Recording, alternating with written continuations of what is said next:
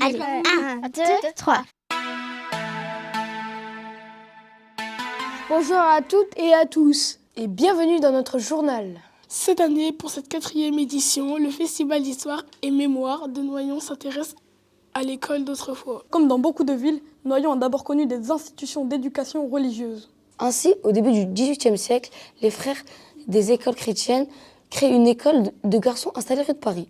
Au début du XXe siècle, ces écoles catholiques sont rachetées par la commune.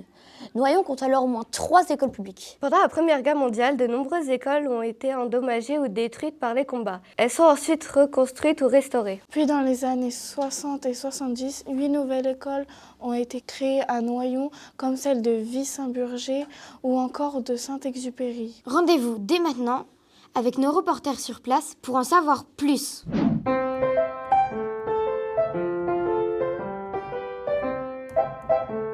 C'est parti!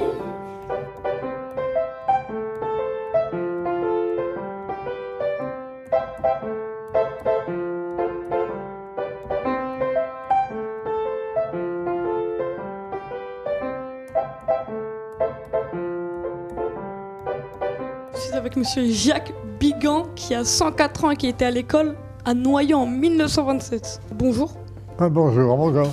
Je suis avec Madame Delru, qui a 101 ans et qui était à l'école à Noyon dans les années 1930. Et à Noyon, j'étais à l'école rue de Roire. Et après, j'étais rue de Paris. Bonjour, je suis en compagnie du colonel Louis Le Danois qui approche les 101 ans et qui a été à l'école à l'Arbois. Bonjour monsieur Le Danois. Bonjour, je suis très ému de vous rencontrer et par les documents qui m'est remis à l'instant, je m'aperçois que c'est l'école où j'étais en 1924. J'étais à l'école à Terre-le-Fès. Je suis né en 1935. On habitait rue de Chauny à l'époque. Mon papa était déjà à peu près dans la Résistance. J'ai toujours été à l'école à Crisol, jusqu'à 14 ans. Vessin-Burger. Ça, c'est Vessin-Burger, c'était quelque chose. Hein. C'était des gars comme ça, même sa femme. Hein. Ils habitaient sur le boulevard Carnot.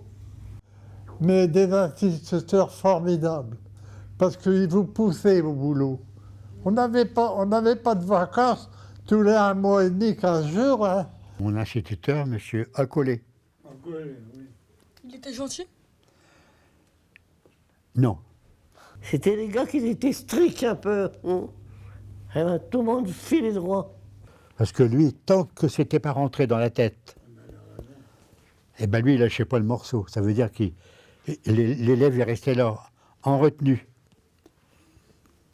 Tant qu'il n'avait pas fini, qu'il n'avait pas réussi, il répétait la leçon. On n'était que des garçons, hein. Il n'y avait pas de filles. On draguait pas. Alors finalement c'est mieux maintenant. C'est mieux maintenant. Il n'y avait pas les garçons avec nous. Hein. Non, l'école des garçons était à part. Hein. Dans ma vie, j'ai enseigné dans une école uniquement de filles, rue de Paris. C'était la dernière année dans l'Oise avec Creil. Ça devait être en 1978 à peu près. J'étais enseignante essentiellement sur Noyon, à Vessin-Burger. J'étais institutrice de 1966 à 2001. J'ai enseigné 10 ans à l'école Charles Perrault et 20 ans à l'école Saint-Exupéry. On était à Saint-Lancier tous les deux, voilà. Et moi, je suis là. Ah oui.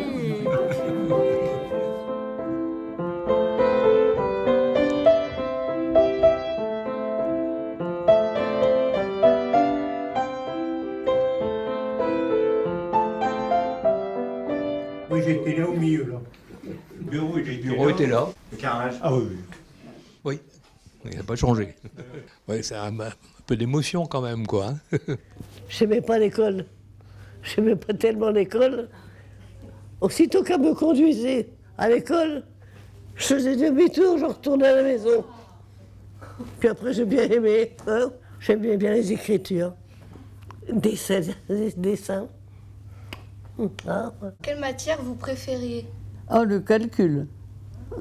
Moi, j'étais fort, c'était en rédaction. un poème que j'ai fait en cours moyen, c'est-à-dire 11-12 ans. Le livre de la vie est le livre suprême, qu'on ne peut ni ouvrir ni fermer à son choix. Le passage adoré ne s'y lit pas deux fois, car le feuillet fatal s'y trouve de lui-même. C'est vous qui l'avez écrit, celui-là? Oui, c'est moi. Et après, quand j'étais un peu plus vieux, j'ai continué à faire de la poésie. C'est un trou de verdure où chante une rivière, accrochant follement aux herbes des haillons d'argent. Le 31 du mois d'août, puis venir sous le vent à nous. V'là le bon vent, v'là le joli vent, v'là le bon vent, mamie m'appelle. Ça m'est revenu la nuit. J'aimais beaucoup la poésie, mais je ne les ai pas retenues. Comme je ne travaillais pas bien. Moi, bête noire, moi, c'est l'orthographe. Parce que les S, ils restaient dans le stylo. Vous écriviez avec quoi? À l'époque, c'était pas les stylos, moi. C'était des C'était plumes. porte-plume. Il y avait l'encrier avec de l'encre violette. Et on avait un porte-plume avec une plume sergent-major. On en avait une par mois. Alors des fois, ça fuyait. On avait les doigts... Voilà. Quand je suis arrivée à Saint-Exupéry en 1980, on écrivait encore avec les porte-plumes. Il y avait encore les encriers, les vieilles tables en bois avec les encriers. Quand j'ai débuté, je fabriquais l'encre. Les tables étaient penchées et il y avait des encriers. Puis c'était pas facile, surtout pour les gauchers, avec le modèle en CP. Il fallait remplir les encriers avec de l'encre. Oui. Alors il y avait des corvées. Hein. Distribuer les livres, distribuer les feuilles, enfin.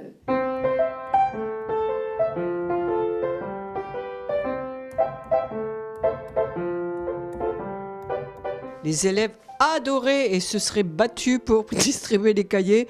Donc il valait mieux établir un roulement, sinon ça aurait été la bagarre. Hein. Et puis on avait des obligations le matin, chacun son tour. On allumait le poêle de la classe, hein, tu te rappelles? Je me souviens une fois avoir froid dans le fond de la classe.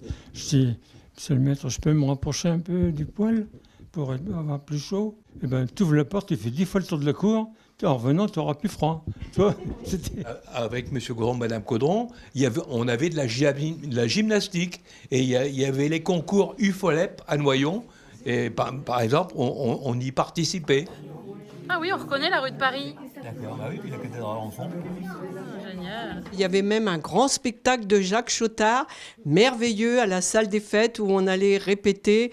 Ça plaisait énormément aux enfants. Et moi, le sport que je faisais à l'école, j'étais souvent puni, c'était des tours de cours. Toutes les semaines, au tableau, il y avait une phrase de morale et d'instruction civique qui était mise au tableau, qui restait là toute la semaine. Hein, on avait une instruction civique importante. Vous avez vu la date? 1913. Avant la Première Guerre mondiale. Ne faites pas à autrui ce que vous ne voudriez pas qu'on vous fît. Ça, c'est une leçon de morale. Sur la force, la loi, la colère, la justice. On a l'impression que maintenant, les jeunes, ils ne savent pas quand ils font bien ou pas bien. Nous, la leçon de morale, je pense que ça nous a quand même beaucoup marqué. Hein. Voilà. Mes souvenirs sont très bons parce que dans les hameaux, on se rejoignait tous dans chaque hameau et on allait tous à pied à l'école le matin et on revenait tous à pied le soir, tout le monde. Et voilà, on était très contents. On allait à l'école à pied. Oui. On passait par derrière, on avait un chemin, ça faisait quand même 2 kilomètres. Il y a beaucoup d'enfants qui ne pouvaient pas manger, ne déjeunaient pas chez eux. Donc on leur donnait un petit verre de lait vers 11h. Et nous, quand on avait ramené du pain qu'on avait fait chauffer sur le poêle à bois, qui était grillé, ça sortait bon, c'était bien. Ça, c'est un bon souvenir que j'ai. La cantinière, à l'époque, elle nous faisait chauffer le lait, qu'elle nous servait dans un bol qu'on apportait de chez nous. Et il y avait toujours la crème qui se formait sur le dessus du bol. Et je détestais ça.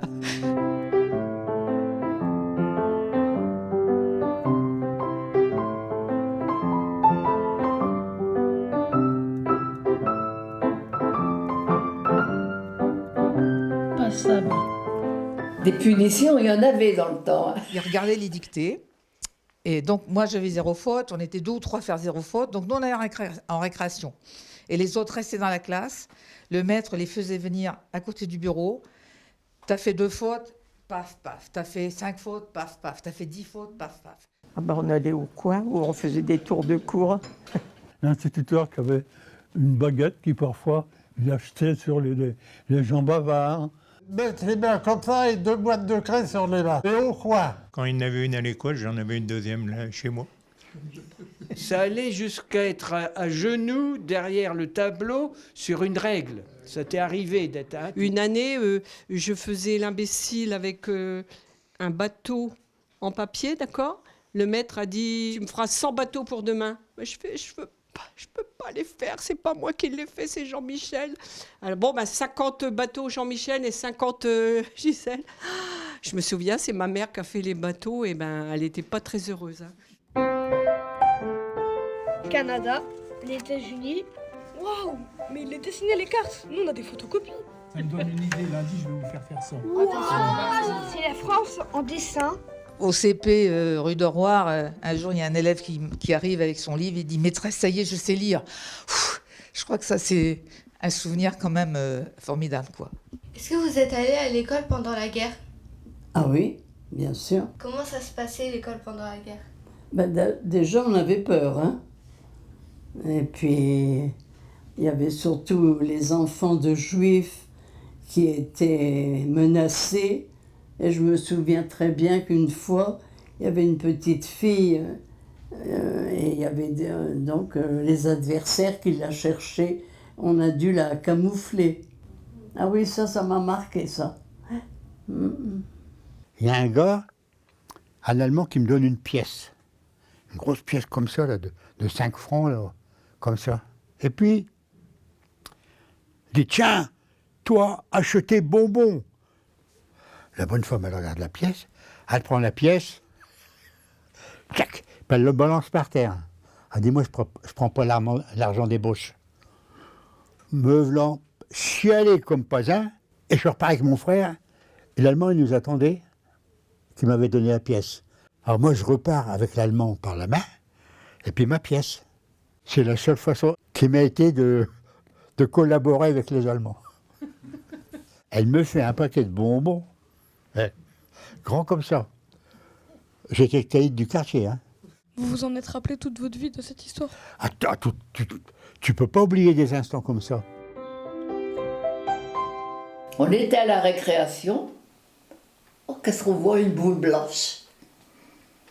Oh, puis elle s'approche. À Crésol, il y avait une sucrerie, il y avait la cheminée qui était... Oh, elle va tomber dans la cheminée. On était tous là. Et d'un seul coup, le parachute, mais il est arrivé vraiment au-dessus de nous. Il a dû faire un écart. Il y avait le préau. Il est tombé juste derrière. J'habitais rue du Gard, à côté du Tsan. J'ai vu des atrocités au collège Paul-Éluard. Les Allemands, ils tabassaient, tout ça. J'ai vu tout. Tout ça, c'était là, au collège. Notre instituteur, M. Pierre Caudron, il était aussi ancien combattant. Puis il me dit, tiens, je vais te montrer quelque chose de pas ordinaire. C'était une plaque d'avion. Il faut savoir que le 29 décembre 1944, à Varennes, est tombé un avion américain, une forteresse, un B-17. Monsieur Caudron est allé, comme tous les anciens d'ailleurs, piquer quelque chose, et lui, il a pris un tournevis et il a dévissé la plaque de l'avion B-17. J'étais émerveillé de voir cette plaque. L'avion venait d'Allemagne, où il avait bombardé. Il a fait atterrir le B-17 avec 3 moteurs, et ce qui a évité que l'avion explose. Donc ça a été un exploit. Voilà, c'est l'histoire du B-17 de Varennes. De souvenirs, alors quand j'étais tout à fait enfant, une fois on faisait un mariage dans l'école. J'étais avec ma petite amie, moi j'étais le monsieur, elle était la dame, donc déguisée pour tout le village. Donc j'avais mon chapeau melon, mais il était un peu grand, si bien qu'on devait faire les cloches arriver, et mon chapeau, à chaque fois, tombait. Et je devais le relever, et le chapeau retombait à chaque fois. Si bien que toute la salle riait bien de moi, plutôt de mon chapeau, que des mariés. Est-ce qu'à votre avis, l'école a changé À ce temps-là, vous savez, c'était pas pareil que maintenant, hein. On était peut-être déjà moins nombreux dans les classes, peut-être. Ben, qu'est-ce qui a changé? C'est les outils, je pense. Les outils, sinon le fond, non. C'est la même chose. La langue est toujours la même, les maths sont toujours pareilles. C'est peut-être la façon d'apprendre avec Internet, enfin tous les outils ultramodernes. Il ne faut pas renier les méthodes actuelles d'enseignement. On vit au XXIe siècle, il faut être moderne. Il y avait plus de respect, je trouve, que peut-être maintenant. Mais c'est peut-être mieux maintenant, hein. Il faut avoir l'espoir quand même dans l'avenir. Il ne faut pas être pessimiste. Je crois que l'école a beaucoup changé, mais le fait d'être là ensemble avec d'autres et d'apprendre, ça n'a pas changé. Ça reste l'enseignement, ça reste l'école. Pour finir, est-ce que vous avez un petit message, en regardant la caméra là-bas, un petit message pour la nouvelle génération? Plus vous aurez étudié, plus vous aurez de bagages pour affronter la vie de demain. Faites confiance à vos professeurs.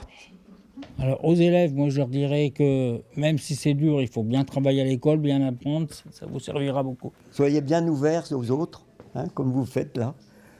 Intéressez-vous aux autres. Le seul message que je voudrais vous faire passer, profitez-en. Une vie, on n'en a pas deux, on n'en a qu'une. Pour ça qu'il faut la choisir. Et rien n'est gagné d'avance. Si vous travaillez bien, amusez-vous aussi beaucoup, parce que la jeunesse, ça passe vite. Voilà. Voilà, vous soyez heureux à l'école. J'ai bien aimé l'école, j'ai bien aimé. J'étais peut-être pas une brillante élève, mais j'en garde un bon souvenir. Je recommencerai bien.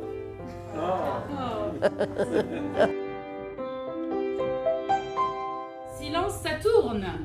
Interview. Interview 2, prise 1. Action. Action. Action. Bonjour, je suis avec Lucie. Regarde par ici. Voilà. Au revoir.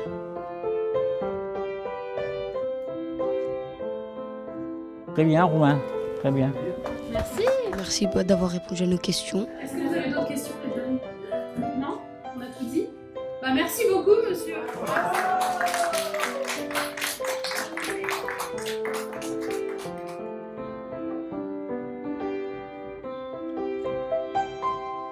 Yakamovie.fr